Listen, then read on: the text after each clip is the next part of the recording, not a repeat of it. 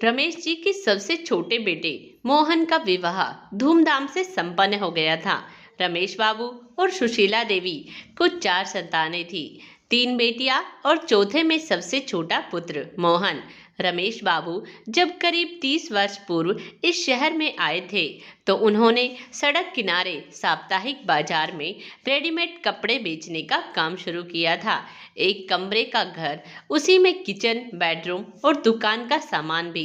बेहद तकलीफ भरे जाने कितने वर्ष गुजारे थे उन दोनों ने, किंतु कठोर परिश्रम और बच्चों को बेहतर जीवन देने की ललक की वजह से वो हर मुश्किल से लड़ते हुए आगे बढ़ते चले गए थे।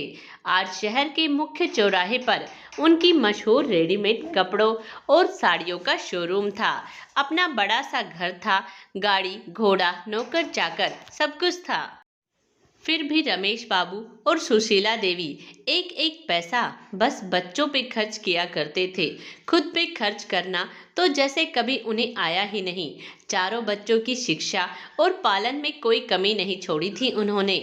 फिर तीनों पुत्रियों का संस्कारी और संपन्न घरों में विवाह किया और अब मोहन का विवाह भी हो गया था।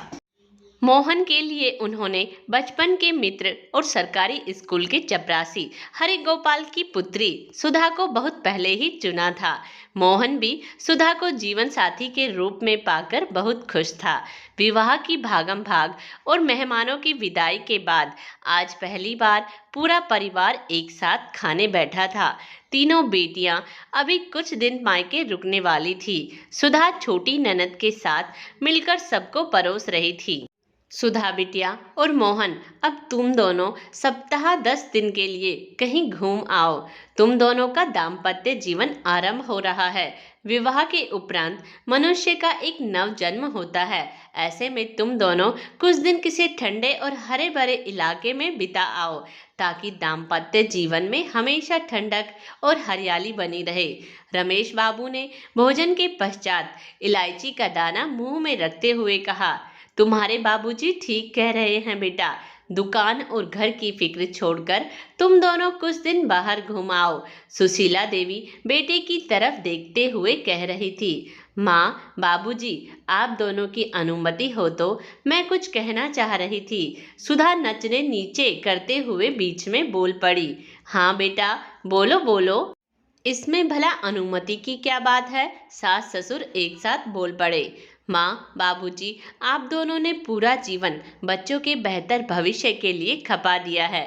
पिताजी के मुंह से बचपन से सब सुनती रही हूँ कि आप दोनों अपने लिए एक साड़ी या गमछा तक खरीदने से पहले 10 बार सोचते थे, लेकिन बच्चों के लिए कभी कोई कमी नहीं रखी। बाबूजी, आप दोनों तो शादी के बाद किसी बर्फीले या हरे भरे इलाके में घूमने नहीं गए।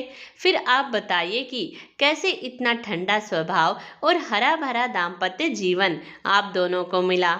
हम दोनों के सामने घूमने के लिए पूरा जीवन पड़ा है। अब घूमने और दुनिया देखने की बारी किसी की है तो वो आप दोनों की है।